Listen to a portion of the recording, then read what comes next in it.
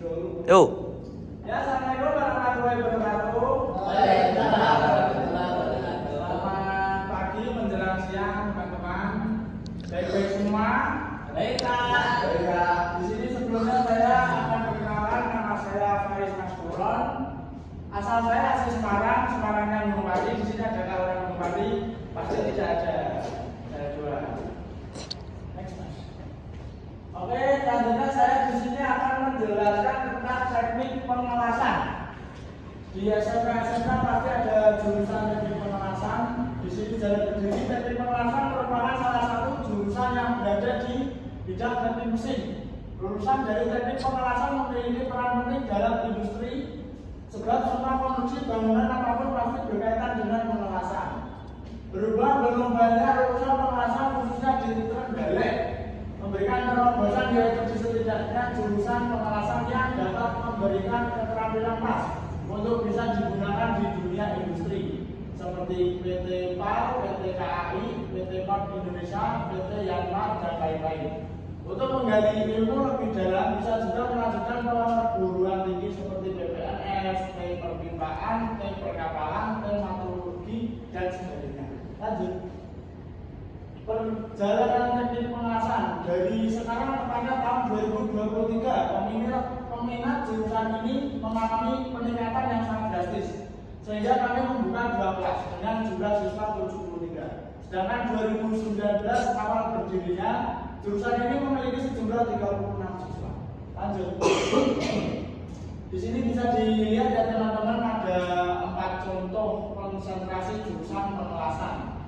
Yang pertama ada teknik kelas OAW, bisa dilihat sendiri ya teman-teman. Kedua teknik kelas SMAW, ketiga teknik kelas GTAW, teknik kelas GMAW.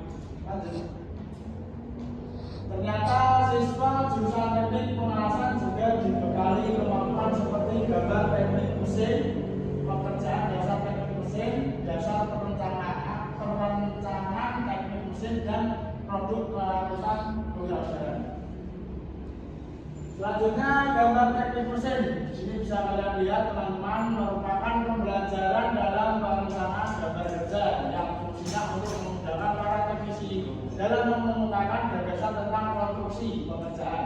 Contohnya apabila akan dibuat suatu benda kerja di dalam industri permesinan, tidak perlu membawa contoh benda aslinya yang akan dibuat. Cukup membawa gambar benda tersebut yang sudah disesuaikan skala dan dimensinya. Sebelumnya di sini saya akan sedikit bertanya tentang teknik pengelasan. Mungkin teman-teman ada yang tahu sebelum kita melakukan kerja pengelasan, SOP yang paling penting yaitu apa untuk hasilnya sesuai K3 atau perlengkapan yang akan dilakukan untuk pengelasan ya. Itu Mas Akbar, ada yang bisa ditahu untuk K3-nya atau perlengkapan yang dibutuhkan banget untuk pengelasan? Perlengkapan ada lagi? Ya, yuk. Sepatu safety, lalu ada banyak lagi ya teman-teman untuk perlengkapan keamanan K3. Baca Mas. Pekerjaan dasar teknik mesin seperti judulnya, jadi siswa akan dibekali kemampuan mengenai beberapa kegiatan pekerjaan dasar yang berhubungan dengan permesinan, seperti pengenalan dengan alat ukur, pengenalan dengan berbagai perkakas mesin dan perkakas tangan. Bahkan siswa diberikan tugas merancang sampai membuat sebuah benda kerja. Lanjut. Dasar perencanaan teknik mesin. Materi dasar perencanaan teknik mesin akan mengasah kemampuan logika matematika, atau bisa disebut akan ada hitung-hitungannya yang sedikit rumit.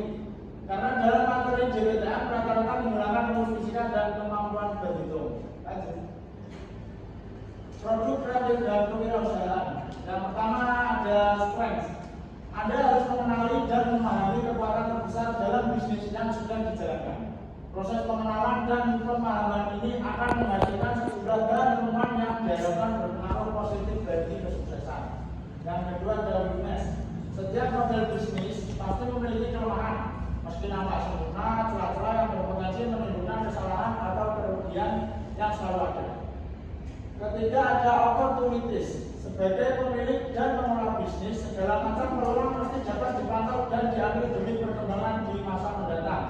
Yang keempat, terakhir, semua jenis bisnis selalu menghadapi beragam ancaman yang jika dibiarkan begitu saja akan mengembangkan perusahaan. Jadi di setiap perusahaan atau usaha pasti ada saja masalah atau hambatan yang kita lalui. Ya semoga itu bisa dijalani dan bisa ada jalan keluarnya.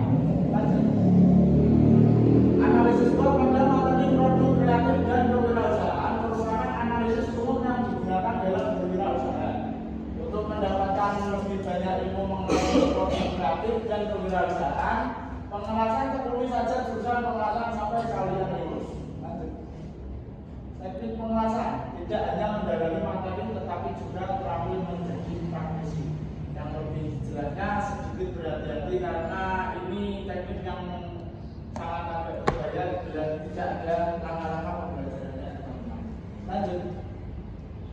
Menjadi seorang praktisi, ahli yang pasti menguasai praktik dan materi. Jika hanya bisa praktik tanpa belajar materi seperti halnya laut tanpa nasi. Jadi di sini bisa disimpulkan, bisa mengelas tapi tidak bisa menguasai materi itu gampang. Harusnya kita tahu cara-cara untuk mengelas, langkah-langkah, SOP atau praktik biar kita terjaga aman, tidak kena bahaya. Untuk pertemuan kali ini kita 50% materi. Untuk pertemuan selanjutnya kita 50% praktek. Berarti minggu depan. Sampai di sini ada yang mau ditanyakan untuk teknik pengelasan atau tentang kewirausahaan di pengelasan? Mungkin cukup ya. Terima kasih kepada teman-teman semua. Maaf kalau fotonya emang saya sengaja bikin kayak gini.